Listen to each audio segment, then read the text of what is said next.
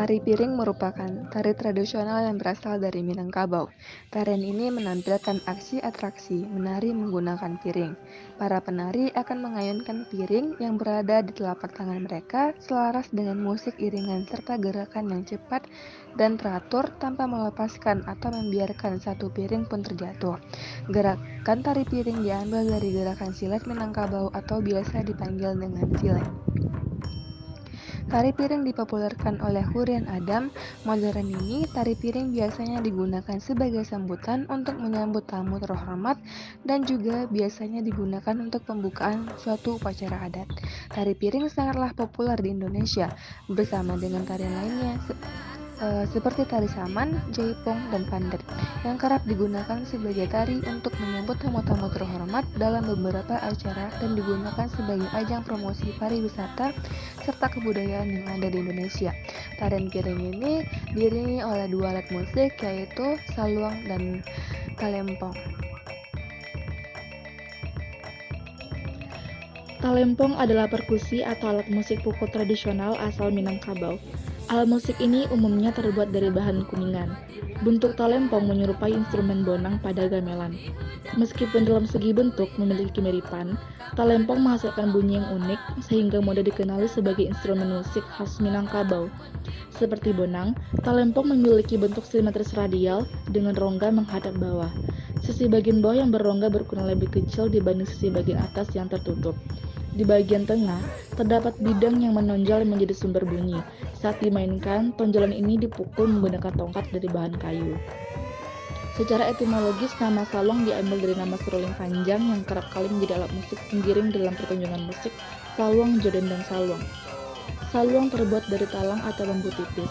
Talang untuk jebakan kain atau talang yang ditemukan hanyut di sungai dipercaya oleh orang Minangkabau sebagai bahan yang bagus untuk membuat saluang. Hal yang utama dalam memainkan saluang ini adalah cara meniup dan menarik nafas secara bersamaan, sehingga peniup saluang dapat memainkan alat musik itu dari awal sampai akhir lagu tanpa putus. Teknik yang dinamakan Manisia Ango ini dapat dikuasai dengan latihan yang berkesinambungan.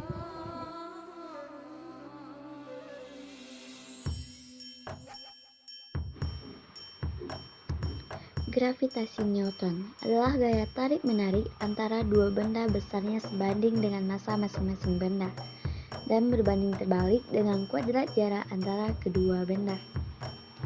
Keseimbangan adalah kondisi di mana momentum benda tegar sama dengan nol. Artinya, jika awalnya benda tegar tersebut diam, maka ia akan tetap diam.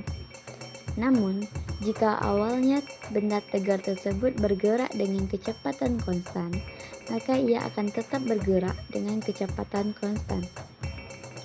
Moment inersia adalah besaran yang menunjukkan ukuran kelembaman atau kecenderungan sebuah benda dalam mempertahankan keadaannya terhadap gerak rotasi.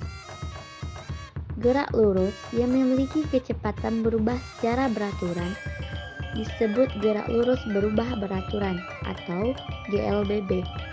Benda yang bergerak berubah beraturan dapat dipercepat atau diperlambat. Perubahan percepatan yang dialami benda sifatnya konstan pada setiap selang waktu atau dengan kata lain percepatannya konstan. Gelombang bunyi adalah suatu bentuk gelombang mekanik yang merambat melalui medium. Medium perambatan bunyi ini dapat berupa zat padat atau cair seperti udara dan air. Gelombang bunyi juga merupakan gelombang longitudinal yang mana arah getaran partikel medium gelombang bunyi sejajar dengan arah perambatannya. Anatomi adalah ilmu yang mempelajari struktur tubuh manusia. Contoh sistemnya seperti sistem otot, sistem peredaran darah, sistem pernapasan, sistem ekskresi, dan sistem indera.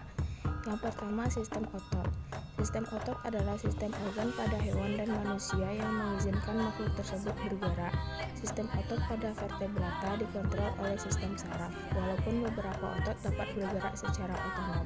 Manusia sendiri memiliki sekitar 650 jenis otot rangka.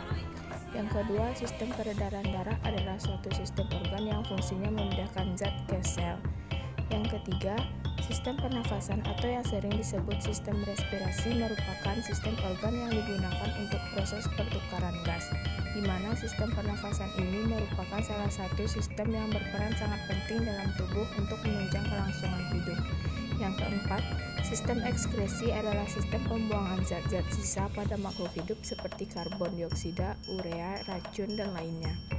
Yang kelima, sistem indera adalah penghubung manusia dengan dunia luar, yang dapat menerima keindahan, kemanisan, wewangian, ataupun sebaliknya, untuk kemudian dipersepsi oleh otak.